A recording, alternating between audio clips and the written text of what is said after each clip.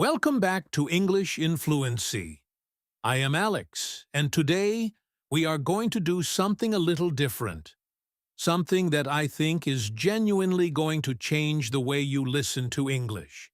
Not just hear it, but actually understand it, follow it, catch the most important parts, and feel confident while doing it. So, if you have ever been in a conversation with a native speaker, or maybe you were watching a show, listening to a podcast, sitting in a class, and you felt like words were just flying past you too fast, like you were trying to catch water with your hands, then this episode is exactly what you need. Stay with me, because by the end of this, you are going to have real tools, real phrases, real skills that you can use starting today. Let me ask you something honest. Have you ever been listening to someone speak English, and then suddenly you realize you have no idea what they just said? Not because the words were too hard, not because you do not know the vocabulary, but because you were not sure which parts mattered. You were not sure where to focus. You were listening to everything equally, trying to hold it all in your head at once, and it just became too much. That is such a common experience, and I want you to know it is not your fault. It is not a sign that your English is bad. It is actually a sign that you need to learn something very specific, something that most English courses never teach. And that thing is how speakers signal importance. Here is what I mean. When a native English speaker talks, they do not treat every word the same. They do not say everything with the same energy, the same speed, the same tone. No. They have ways of telling you, the listener, which parts are the most important. They use special phrases. They change their voice. They slow down. They repeat. They emphasize. And once you know how to recognize these signals, listening to English becomes so much easier. It is like someone turning on the lights in a dark room. Suddenly, you can see where everything is. So today, we are going to learn exactly those signals. We are going to listen to real conversations, practice identifying the key points, and build a skill that will help you in every single English listening situation you face. Whether that is a work meeting, a university lecture, a phone call, a conversation with a friend, a video, a podcast, anything. This skill applies everywhere. And I want to make you a promise right now. If you stay until the end of this episode, if you do the practice exercises along the way, and if you listen actively, not passively, you will finish this episode as a better listener than when you started. That is my promise to you. Now let us get into it. First, let us talk about why signaling importance even exists. Why do speakers do it? Well, think about it from the speaker's side. When you are talking, you have a lot of information you want to share, but you know that the person listening cannot remember everything. So what do? You highlight the most important parts. You make them stand out. You give your listener a little nudge, a little hint that says, hey, pay attention to this part right here. This is the piece you really need. And English speakers do this all the time. They do it naturally, without even thinking about it. It is just part of how the language works. But if you have not been trained to notice these signals, they go right past you. You hear the words, but you miss the message. And that is the gap we are going to close today. Let us start with the most common and most powerful signal of all. The phrase that English speakers use more than almost anything else to signal that something important is coming. And that phrase is this. The thing is, just 3 small words. The thing is. But when a speaker says this, what they are really saying is, I am about to tell you the most essential part of what I want you to understand. I am about to get to the heart of it. Listen carefully. Let me give you an example. Imagine a conversation between two friends. One friend, let us call her Priya, has been having trouble sleeping. She tells her friend Marcus about it. She says, I have tried everything. I tried going to bed earlier. I tried drinking warm milk. I tried turning off my phone. Nothing works. And Marcus listens patiently. And then he says, I hear you. I know it feels really frustrating. But the thing is, your body needs a consistent routine. If you go to bed at different times every night, your brain never knows when it is supposed to shut down. Now listen to what Marcus did there. He summarized everything Priya said with empathy, and then he used the phrase, the thing is, to introduce the core message. The most important piece of advice. The key point.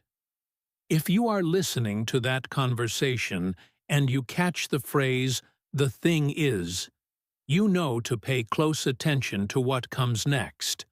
That is the gold. That is the main idea. And here is something really interesting. This phrase does not just signal importance, it also signals a shift, a turn in the conversation. The speaker is moving from background information or from what the other person said, and they are now getting to what they consider to be the real issue, the real point, the actual answer. Let us practice this right now. I am going to say a short conversation, and I want you to listen for the phrase. Ready? Okay. Here we go. Two co-workers, let us call them Jasmine and Oliver, are talking about a project deadline. Jasmine says, I know we plan to finish this report by Friday, and I have been working really hard on it. But the thing is, the client changed their requirements last Tuesday, and now we need to redo almost half of the analysis. Got it? What was the most important part of what Jasmine said? It was everything that came after the thing is. That is the key point. The client changed the requirements. Half the work needs to be redone. That is the information Oliver needs to understand the situation. Everything before it was context. Everything after it was the essential message. So your first tool is this. Listen for the thing is, and prepare yourself to hear something important right after it. Get your brain ready. Put your full attention on those next few seconds. Now, let us move on to the second signal. And this one is fascinating because it works in a slightly different way. Instead of introducing new important information, it helps you understand what the speaker considers to be the most critical thing out of several things they have already mentioned. The phrase is this, what really matters is, or sometimes you will hear it as, the most important thing is, or even what you really need to know is. These phrases are like a spotlight. The speaker has been talking, maybe sharing a lot of information, a lot of details, a lot of context, and then they stop and they point to the one thing that matters most of all. They use this phrase to separate the essential from the extra. Let me give you a really vivid example. Imagine someone named David. He is given advice to his younger cousin Sophia, who just started her first job. He says, look, there are a lot of things that will help you succeed at work. Being punctual is important. Dressing professionally helps. Being organized is great. But what really matters is how you treat the people around you. Your attitude, your kindness, your willingness to help. That is what people remember. That is what gets you promoted. Everything David said before was valid. Being on time, dressing well, staying organized. These things are all good. But when he said what really matters is, He was drawing a line. He was saying, of all the things I just told you, this is the one. This is the one that will make or break your career. As a listener, when you hear what really matters is, your job is simple. Ignore everything else for a moment. Give all of your focus to what comes next. That is the message the speaker most wants you to take away. And here is a little tip that I love sharing with my students. When you are listening to a lecture or a long explanation, and the speaker uses this phrase, mentally pause everything else and write down, or mentally note only what comes after this signal. You do not need to remember the whole speech. You need to remember that one highlighted point. Because the speaker themselves has told you that is the most important thing. Let us do another practice. Listen to this conversation between two students, Elna and Kwame. They are preparing for an important English exam. Elena says, "Should I focus more on grammar or vocabulary?" And Kwame says, "Honestly, both matter. Your grammar needs to be decent, and having a wide vocabulary definitely helps. But the most important thing is being able to express your ideas clearly, even if you make some small mistakes. The examiner wants to see that you can communicate. That is the skill they are testing. What did you catch? If you heard the most important thing is, you already knew to focus on what Kwame said next, being able to express your ideas clearly, even with small mistakes. That is the key point. That is the signal working perfectly. Okay, so we have two signals so far. The thing is, and what really matters, is, let us keep building your toolkit because there are more, and each one works a little differently. The third signal is one that speakers use when they want to prepare you before they say something significant. It is a kind of warning, a heads up, and it sounds like this. Here is the thing, or here is what you need to understand, or here is something important. This signal is special because it creates a moment of anticipation. The speaker is almost saying, "Get ready. I am about to give you something that will shift your thinking or clarify everything. Pay attention now." Think about a situation at a doctor's office. A patient named Rania is talking to her doctor about her lifestyle. She says she has been tired all the time and she cannot figure out why. The doctor listens and then says, "Well, I can see from your test results that everything looks normal. Your levels are fine. Your heart is healthy. But here is the thing. Sleep deprivation does not always show up in blood tests. And the symptoms you are describing, the constant tiredness, the low energy, the difficulty concentrating, these are classic signs that your body is not getting enough deep sleep." What did the doctor do there? She used "here is the thing" to shift from the reassuring news, "everything looks normal" in the tests, to the real explanation for what is happening. The signal told Rania, and told you as the listener, that what comes next is the key to understanding the whole situation. Here is something I want you to try. Next time you're watching an English video, any kind of video, a documentary, a talk show, a YouTube channel, anything at all, start listening specifically for the phrase "here is the thing." Every time you hear it, make a mental note of what comes immediately after it. I promise you, every single time, the speaker will follow it with something they consider absolutely essential.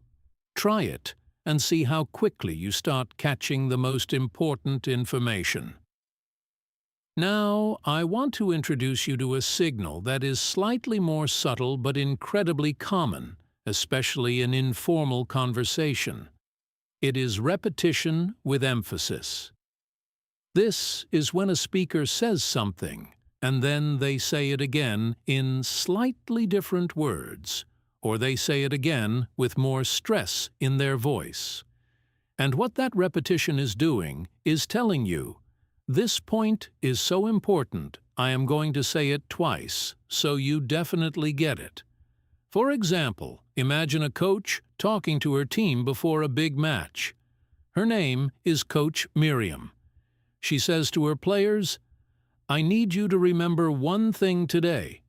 Just one thing.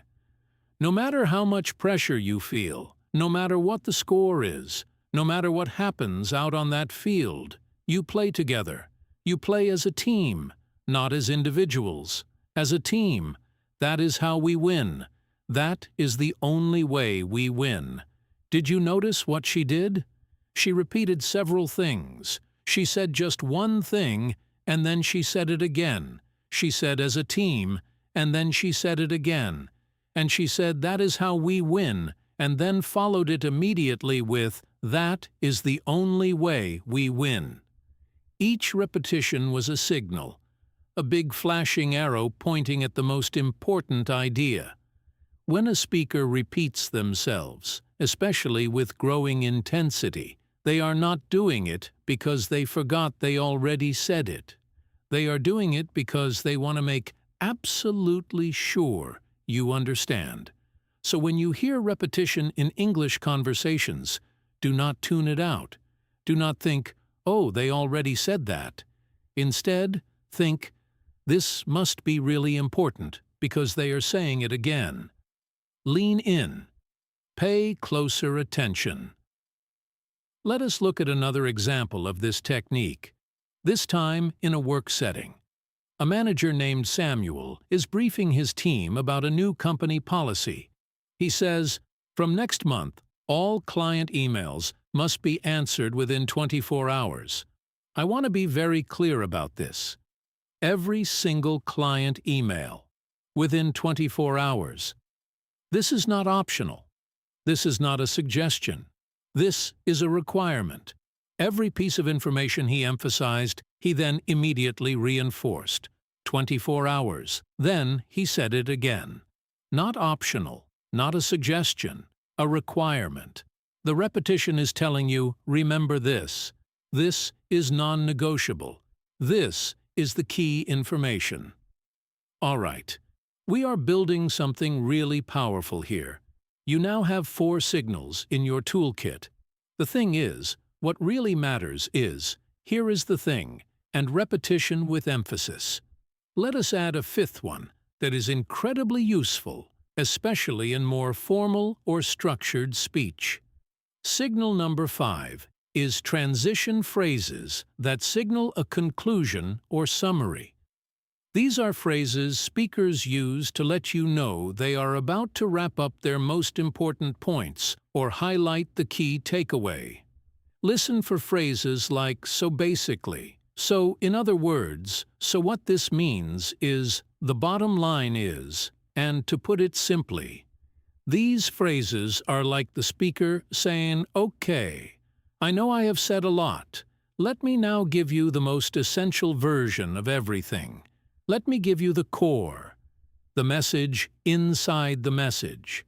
Let me give you a really clear example.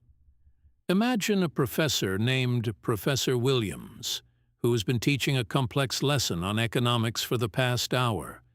The students have been listening hard, but the topic has been dense and complicated.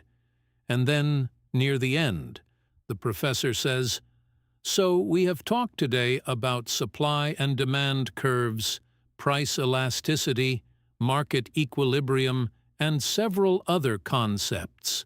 So basically, what all of this means for you is this. When prices go up and demand goes down, the market adjusts. And when you understand that simple relationship, you can predict a lot of economic behavior. That is the core idea I want you to walk out of here with today. The professor used so basically to shift from a complex, layered explanation to a clear and simple summary.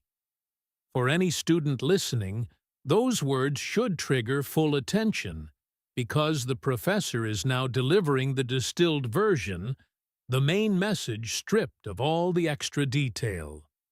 This is especially important in academic settings, work meetings, training sessions, or any time you are listening to a lot of information. Wait for the signal, so basically, or to sum up, or in other words, and when you hear it, listen very carefully, because the speaker is about to give you the heart of everything they have said. Now let us go deeper. Because recognizing phrases is one layer of this skill, but there is another layer that is just as powerful, and that is recognizing changes in voice and tone. Because English speakers do not just use special phrases to signal importance, they also use their voice. And if you learn to hear this, your listening comprehension will jump enormously. What happens to a speaker's voice when they are about to say something important? Well, a few things. They often slow down. They speak more clearly and carefully. They may raise their pitch, meaning their voice goes a little higher. Or they may lower their pitch, speaking more slowly and seriously. They might also pause before the important point, creating a tiny moment of silence that draws your attention before delivering the key information. Let me walk you through a conversation so you can imagine this. Two friends, Nadia and Felix, are having coffee and talking about Nadia's decision to leave her job and go back to school. Felix has been listening for a while. Then he puts down his coffee cup and he slows his voice down. And he says, slowly and deliberately, "I think you should do it, Nadia." But here, his voice gets a bit more serious. Here is what I want you to think about first. Really think about it. Can you handle the financial pressure for the next 2 years? Even in text, you can feel the shift in that moment. Felix slows down. Felix gets more serious. Felix uses "here is what I want you to think about" first. And then he asks the question that is the real thing he wants her to consider. All of those voice cues and phrase cues are working together to signal importance. As a listener, you are not just listening to words. You are also listening to how those words are being said. When the pace slows, when the tone becomes more deliberate, that is your brain's cue to switch into high-attention mode. Something important is coming. Now I want to spend some time with you on a really interesting kind of conversation that you will encounter a lot in English. And that is when people are negotiating, explaining the problem, or making a request. These conversations have a very specific structure, and they almost always contain clear signals of importance. Let us listen to a scenario involving two colleagues. Their names are Tobias and Seren. They are trying to figure out how to divide up the work for a big presentation next week. Tobias has been speaking for a while, explaining everything that needs to be done. And then Seren says, "Okay, I hear everything you are saying, and I appreciate you laying it all out. But what I really want us to focus on is the opening. I think if we do not nail the first 3 minutes of this presentation, we will lose the audience before we even get to the main content. The whole thing depends on how we start. So that, for me, is the priority." What did Seren do there? She used what I really want us to focus on is to signal her most important point. She followed it with clear, specific information, and she reinforced it by saying, "The whole thing depends on how we start." And then she concluded with, "So that, for me, is the priority." She gave you 2 strong signals in 1 short speech. That is a conversation that is rich with importance markers, and once you know them, you can follow it perfectly. Let us take a short moment here because I want to check in with you. How are you feeling? Are you starting to see how this works? Are you starting to notice the patterns? Good. Because we are just getting warmed up. There is so much more, and each piece is going to make you a sharper, more confident listener. Let us now talk about a signal that is a little different from the others. This one is not a phrase you hear at the beginning of a sentence. It comes at the end, and it sounds like this. And that is exactly why this matters. Or, that is the key point. Or, and that is what I really want you to take away from this. When a speaker uses one of these closing signals, they are summing up the importance of everything they just said. They are putting a ribbon on the present. They are saying, in case you are not sure which part was most important, it was this. Remember this. Imagine a mentor talking to someone new to their field.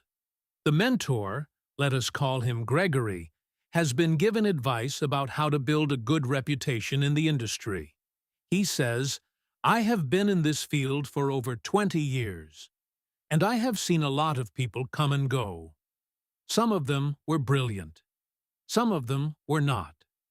But the ones who lasted, the ones who built real careers, were always the ones who were reliable, who did what they said they were going to do, every time, without fail. And that, my friend, is what separates the ones who succeed from the ones who struggle. Reliability. That is the signal you want to send every single day. Gregory used, and that is what separates the ones who succeed from the ones who struggle. That closing signal wrapped up everything he said and pointed directly at his main message: reliability. If you were listening and you caught that closing signal, you knew exactly what to take away from that conversation. Now let us practice something that I find really effective. This is a listening exercise that is going to help you pull all of these signals together.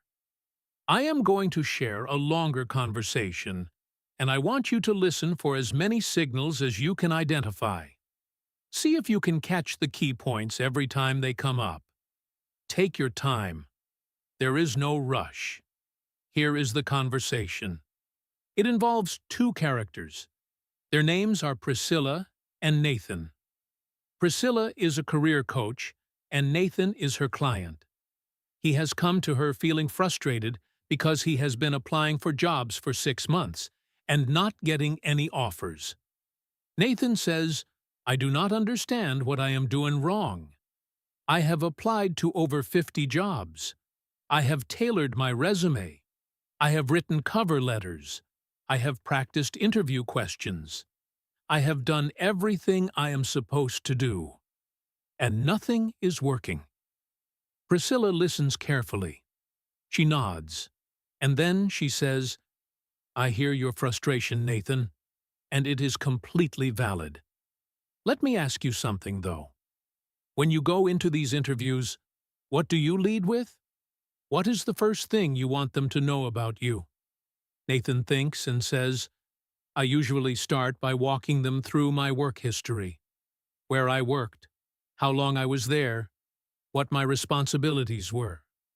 Priscilla pauses. Then she says, Okay, so here is the thing. Interviewers do not really need a timeline. They have already read your resume. What they are trying to figure out is whether you can solve their problems. And the most important thing you need to do in the first few minutes of any interview is show them what problem you solve and why you are better at solving it than anyone else they are going to meet. Nathan looks a little surprised. He says, I never thought about it that way. Priscilla continues, Exactly. And what really matters is not the list of things you have done, but the impact of those things. So if you led a team, do not just say, You led a team. Tell them what changed because you led that team. What got better? What you built? What problem you fixed? That is what stays in their memory. That is what makes you different. Nathan says, so basically you are saying, I should lead with results, not just duties. Priscilla smiles. That is exactly it. The thing is, most people walk into an interview and tell a story about their past. But the best candidates walk in and tell a story about the interviewer's future. Their future with you on their team. Okay, how did you do? How many signals did you catch?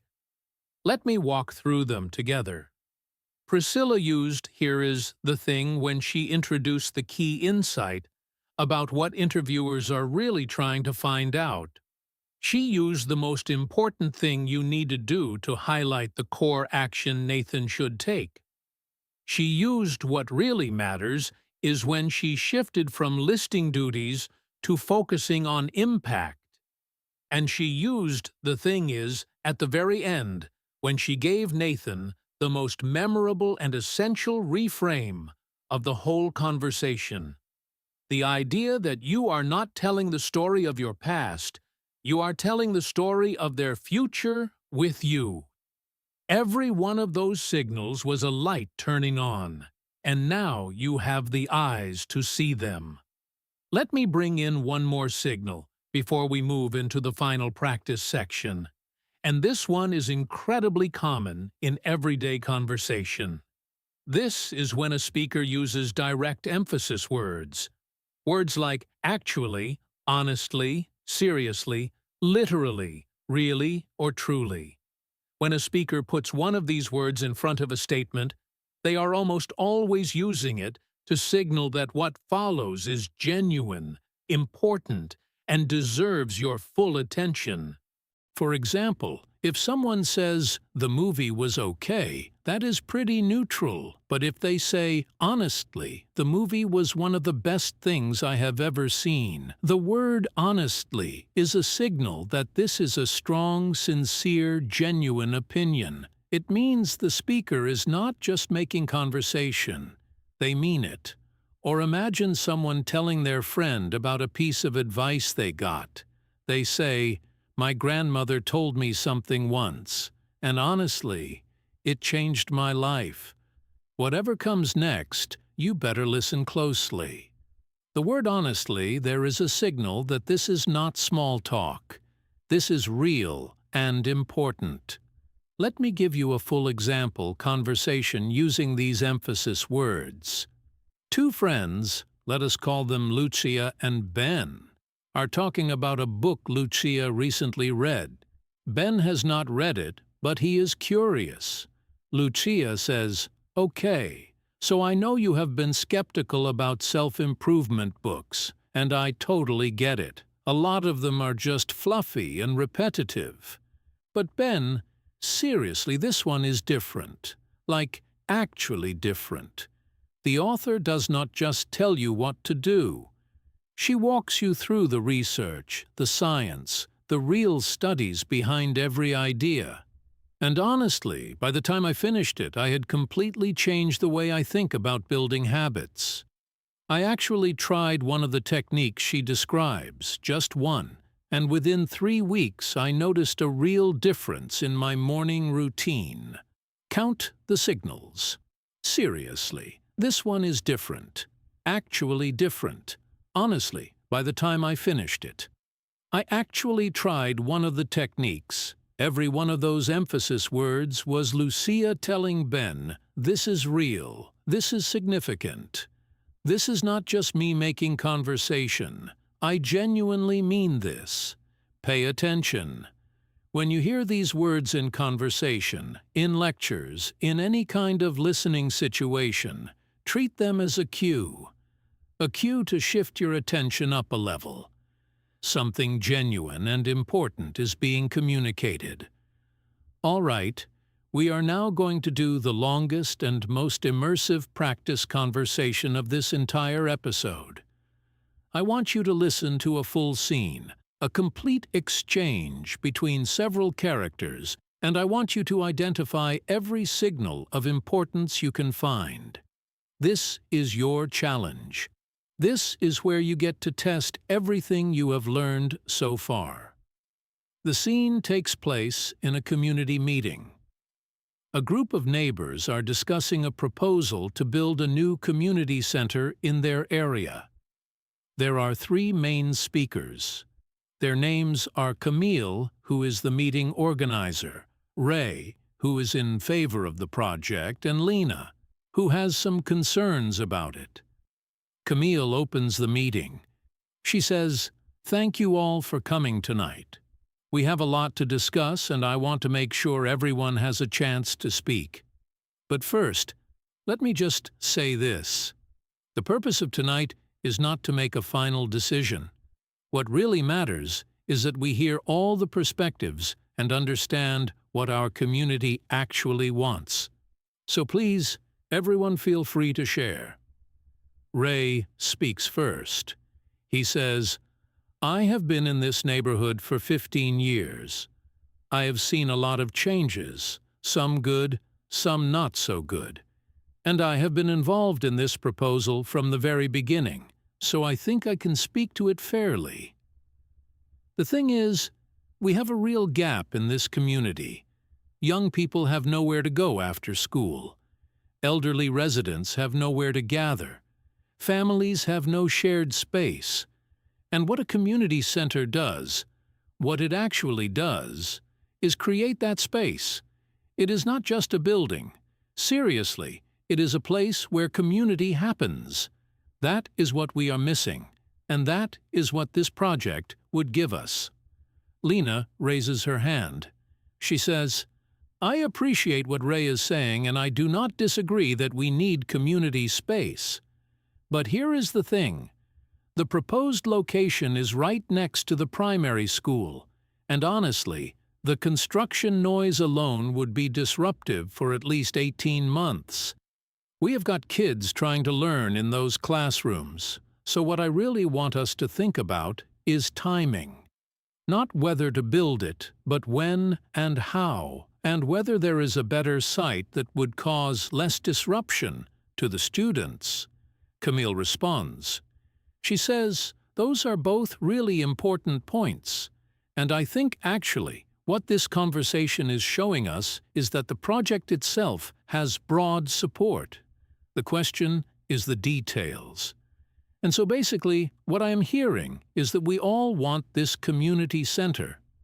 What we need to figure out is the right location and the right timeline to make it happen without creating problems in other parts of our community. That is the task in front of us tonight. That is the most important thing we need to resolve." Okay. How many signals did you catch in that scene? Let me walk through them with you, one by one. Camille's opening contained what really matters is when she set the purpose of the meeting. That was her first signal of importance. Ray used the thing is to introduce the core gap he sees in the community, the lack of shared space. He used what it actually does to emphasize the real function of a community center. And he used seriously to make his point that the center is not just a building, but a place where community happens. Lena used here is the thing to introduce her concern about the school location. She used honestly to emphasize the genuine disruptiveness of the construction noise.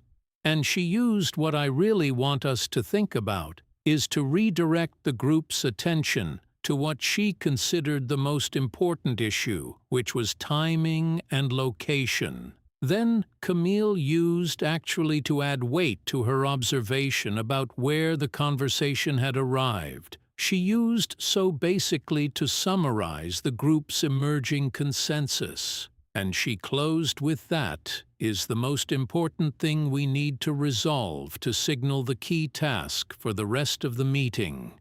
9 signals in one short scene. and every one of them pointed to something important. If you were listening to that conversation and you caught all of those signals, you would have had no trouble following the discussion and understanding exactly where each person stood and what they considered most essential. That is the skill we are building today, and you are doing it. I want you to feel good about that. This is real progress. Now, I want to take a moment to talk about listening in the real world, because this is something a lot of learners worry about. They say, "Alex, practicing with scripts and exercises is fine, but when I am in a real conversation with real native speakers, everything is faster and messier and more unpredictable." And yes, that is true. Real conversation is less controlled than a listening exercise. But here is the thing. And yes, I just used that signal intentionally, because this genuinely is important. The signals we have been practicing today are even more common in natural, unscripted conversation than they are in formal speech. When people are talking naturally, they are working hard to communicate. They are thinking out loud. They are searching for the right words. And so they rely heavily on these signals to help the listener keep up. They use "the thing is," and "here is the thing," and "what really matters is," and "honestly," and "seriously," because these phrases help them organize their thoughts and help the listener know where to pay attention. So the messier and more natural the conversation is, the more you are likely to hear these signals. They are your friends in fast, informal English. They are the rope you can hold on to when the current feels strong. Let me give you some strategies for using these signals in real-time listening situations, because it is one thing to practice in a calm environment. It is another thing to use this skill when you are in the middle of an actual conversation and the pressure is on. Strategy number 1 is what I call anchor listening. Instead of trying to understand every single word, you anchor your attention to the phrases we have been learning today. You let other information flow past you without panicking, and you stay alert for your anchor phrases. The thing is, here is the thing. What really matters is, what you need to understand is. So basically, honestly, seriously, actually. When you hear one of these, you snap to full attention. Everything before it was context. What comes after it is the gold. Strategy number 2 is the 2-second rule. In a natural conversation, you do not need to process every word as it happens. You can give yourself a tiny buffer. When you hear an important signal, take a very brief 2-second moment to mentally prepare yourself for the key information coming. You are not falling behind. You are getting ready to receive the most important thing the speaker is about to say. Strategy number 3 is the echo technique. After a conversation or listening session, try to echo back in your mind or out loud the key points you caught. Not everything that was said, just the moments after the signals. If someone used "the thing is" and then said something important, try to repeat that back to yourself. This builds your memory for important information and trains your brain to prioritize what signals point to. And strategy number 4 is permission to let go. You have permission to let go of the information that did not follow an importance signal. You have permission to forget the filler, the background, the context, if you do not have space for it all.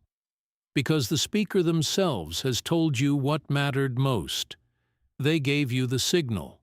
Trust it. Take that information and let the rest flow. Now, I want to do something that I think will be really valuable for you. I want to walk through what a student might experience when they first start using this skill, because it is not always perfect right away, and I want to be honest about that. Let us imagine a student named Tomoko. She is a B1 level English learner. She is smart and motivated, and she has been studying English for several years. But listening has always been her weakness. Conversations go too fast. She feels anxious. She misses important information, and then she spends the rest of the conversation feeling lost and embarrassed. Tomoko starts practicing with these important signals.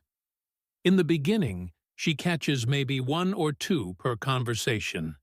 She misses some. She sometimes hears the signal but does not process the information that comes after it fast enough. This is completely normal. This is how skill building works. You start catching some, then more, then more. After 2 weeks of practice, Tomoko is catching 3 or 4 signals per conversation. She is starting to feel less anxious because she has something to hold on to. She is not trying to understand everything anymore. She is anchoring herself to the signals. After a month, she notices something remarkable. She is not just catching the signals. She is starting to anticipate them. She can feel when a speaker is building toward an important point. She can sense the shift in tone, the slight slowing of pace, and she gets ready. She arrives at the key information already prepared to receive it. And after 2 months, she sits in a meeting entirely in English, a professional meeting with native speakers talking at full speed. And for the first time in her life, she does not feel lost. She does not catch every word, but she catches the important words. She understands the key points. She knows what decisions were made and why. And at the end of the meeting, her manager asks if anyone has any questions, and Tomoko raises her hand and asks a clear, relevant question about the most important point that was discussed. Her manager smiles and says, "That is a great question, Tomoko. That is what this skill can do for you. That is the real transformation. Not just understanding more English, but feeling like you belong in English conversations. Feeling confident. Feeling capable." I want to do one more extended practice with you before we wrap up. This time, I am going to give you a conversation that includes some of the trickier signals, the ones that are a little less obvious, but just as powerful. And your job is to listen and identify the key points. The scene is a cooking class. The instructor's name is Chef Amara. She is teaching a group of beginners how to make a classic dish. Some of her students are very eager and full of questions. One of them, a young man named Dario, keeps asking about shortcuts. Another student, a woman named Ingrid, is worried about getting the timing exactly right. Chef Amara begins. She says, "Welcome, everyone. I know some of you are nervous, and I know some of you might be looking for the quickest way to do this. And I get it. We are all busy. But here is what I want you to understand right from the start. Cooking is not just about following steps. It is about paying attention. Every ingredient is telling you something. Every smell is information. Every color change is a signal that something is happening in your pan. And honestly, once you learn to pay attention in the kitchen, the rest becomes a lot more natural." Dario raises his hand and says, "Chef Amara, can we use store-bought broth instead of making it from scratch? It would save so much time." Chef Amara nods thoughtfully. She says, "That is a fair question, Dario. And the short answer is yes, you can. But here is the thing. The broth is the soul of this dish. What really matters is the depth of flavor you build in the first 10 minutes of cooking. If you use a broth that does not have that depth, your whole dish will taste flat, no matter how well you do everything else. So if you are going to take a shortcut anywhere, actually, the broth is the last place I would take it. Ingrid raises her hand next and says, "How do I know when the onions are ready? I always either undercook them or burn them." Chef Amara smiles warmly. She says, "Great question. And honestly, this is the part where most beginners go wrong. So pay close attention. The thing is, you are not cooking the onions until they are soft. You are cooking them until they are translucent and golden and slightly sweet-smelling. When they reach that point, that is when they are ready. And seriously, that smell, that sweet, almost caramelized smell, that is the signal your nose is giving you that the flavor is where it needs to be. Trust your nose as much as you trust your eyes. Actually, trust it more." Now, let us count the signals in that cooking class conversation. Chef Amara used here is what I want you to understand right from the start as an opening signal to prepare students for her key lesson. She used honestly to emphasize that paying attention makes cooking more natural. She used here is the thing when explaining why the broth matters. She used what really matters is to highlight the importance of building flavor in the first 10 minutes. She used actually to add extra weight to her advice about not cutting corners on the broth. Then for Ingrid's question, she used honestly to signal that this is where beginners typically go wrong, which is an important warning. She used "so pay close attention" as a direct invitation to heighten focus. She used "the thing is" to introduce the precise description of what ready onions look, feel, and smell like. And she used "seriously" to underscore the importance of the smell as a signal. And she used actually when she said to trust your nose more than your eyes, which was her strongest piece of advice in that whole section. Every single signal led directly to something important. Something that, if you were a student in that class and you caught it, would genuinely help you cook the dish better. That is the beauty of this skill. It is practical, it is useful, it works in real life. Now I want to spend a few minutes talking about something that connects everything we have done today. And that is the relationship between listening and confidence. Because so much of the anxiety that B1 learners feel about English listening is not really about vocabulary. It is not really about grammar. It is about the fear of missing something important and not being able to respond appropriately. The fear of being lost. And what this skill does, what recognizing important signals does, is it gives you a lifeline.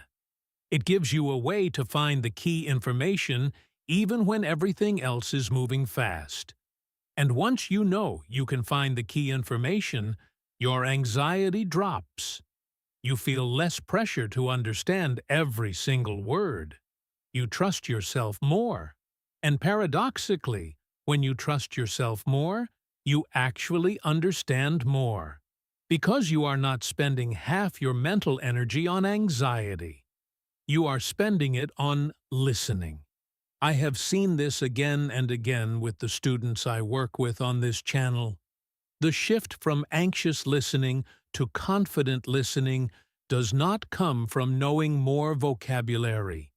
It comes from having a strategy. And now you have one. You have several, in fact.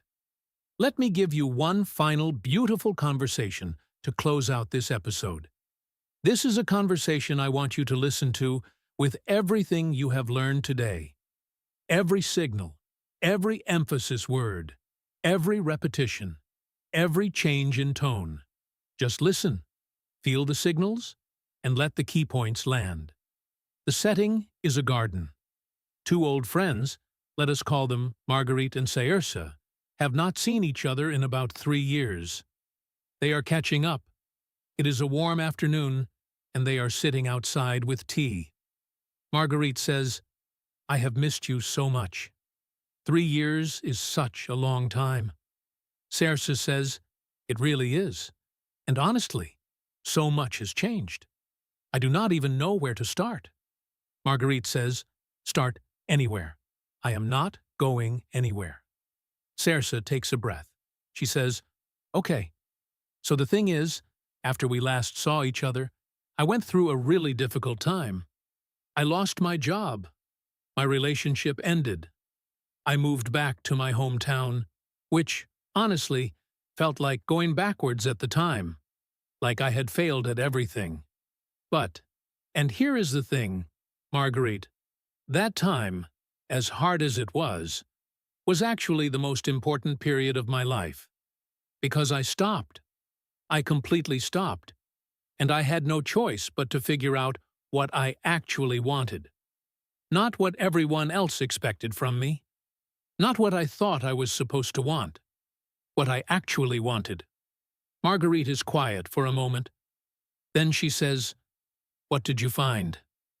Saoirse smiles and says, "That is the thing." The answer was embarrassingly simple. I wanted to make things. I wanted to create. I wanted to work with my hands and see something come out of it. So I started making pottery. In my mum's garage, with a little starter kit I bought online. And honestly, it changed everything. Not immediately, but slowly. And what really matters is not the pottery itself. What really matters is that I finally did something that was completely mine. That nobody else told me to do. That had no financial strategy behind it. That was just mine. And when I did that, everything else started to make sense again. Marguerite reaches across the table and squeezes her hand. She says, "I am so glad you found that. Seriously." Saoirse laughs softly. She says, "Me too." So basically, I came back from what felt like total failure, feeling more like myself than I ever have. And what I want to say to you, because I know you are going through your own difficult time right now, the thing is, the hard times are not the opposite of a good life. They are actually part of it. They are the part where you find out who you really are. Do not be afraid of them. They are doing something important. Did you feel all of that? Did you catch the signals? The thing is, twice. Honestly, 3 times. Here is the thing. What really matters is, and seriously, and so basically.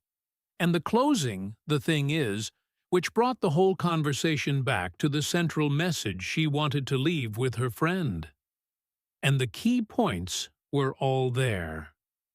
The difficult time was the most important period of her life. She found what she actually wanted. Pottery was not the point. The thing of being completely her own was the point. And the hard times are not the opposite of a good life. They are part of it. Those were the messages. And the signals told you exactly where to find them. We have covered a lot of ground today, and I am genuinely proud of how far you have come in this single episode. We talked about the phrase "the thing is," and how it introduces the core message. We talked about what really matters is, and how it spotlights the most essential point out of many. We talked about "here is the thing," and how it prepares you for a key insight. We talked about repetition, and how it signals the most memorable idea. We talked about transition summary phrases, like "so basically," and "in other words," and the bottom line is, we talked about voice changes and pace changes as nonverbal signals of importance. We talked about emphasis words like honestly, seriously, actually, and really. And we practiced all of it in multiple conversations across multiple settings: work, school, cooking, community meetings, friendship, and personal growth. That is not a small thing. That is a full toolkit, and it is yours now. But here is my call to action for you. And I mean this with complete sincerity. Do not let this episode be something you just passively consumed. Do not let it be another piece of content that felt good in the moment and then faded away. Take this skill into your actual life. Starting today. Watch an English video tonight. Any video. A TED Talk, a YouTube vlog, a cooking show, anything. And listen specifically for the signals we practiced. Every time you hear the thing is, or here is the thing, or what really matters is, or honestly, or seriously, or actually, stop for a moment, even if you have to rewind. And notice what the speaker says right after it. Notice how the information after the signal is the most important information in that section. Do this every day for 1 week. Just 1 week. And I promise you, by the end of that week, your listening comprehension will be noticeably better. Not because you learned 1,000 new words, but because you learned how to find the ones that matter most. And if you want to share what you noticed, I would love to hear from you. Leave a comment. Tell me one signal you caught this week in a real English conversation or listening session. Tell me what the signal was and what the important information was that came after it. I read your comments. I love hearing about your progress. And your story might inspire someone else who is exactly where you were at the beginning of this episode. If this episode helped you, please subscribe to English in Fluency so you do not miss our next lesson. We release new content every week, and every episode is designed to build a specific skill that makes your English stronger and your confidence bigger. Share this episode with a friend who is learning English, because learning together is always better than learning alone. I am Alex. You have been listening to English in Fluency. And remember, fluency is not about perfection. It is about connection. It is about understanding and being understood. And today, you got a little closer to that. Keep listening. Keep practicing. And I will see you in the next episode.